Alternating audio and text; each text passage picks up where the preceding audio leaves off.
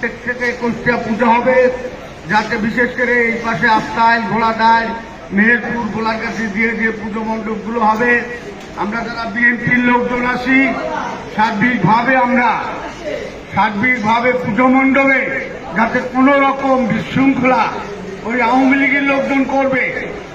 ওই আওয়ামী লীগেরা করবে, ওই ভারতীয় এজেন্টরা দালালরা করবে, তারা করে পুজো মণ্ডপে তারা বিশৃঙ্খল সৃষ্টি করে এই অন্তর্বর্তীকালীন ডাক্তার ইউনূসের সরকারের ঘাড়ে এবং বিএনপি যদিও ক্ষমতা নেয় তথাপিও বিএনপির ঘাড়ে দোষটা দিবে, যাতে বিএনপি ভবিষ্যতে বাংলাদেশে যে নির্বাচন আসছে সেই নির্বাচনে সরকার গঠন না করতে পারে, সরকার পরিচালনা না করতে পারে, সেই চেষ্টা তারা করবে, যাতে সামনে পূজা উপলক্ষে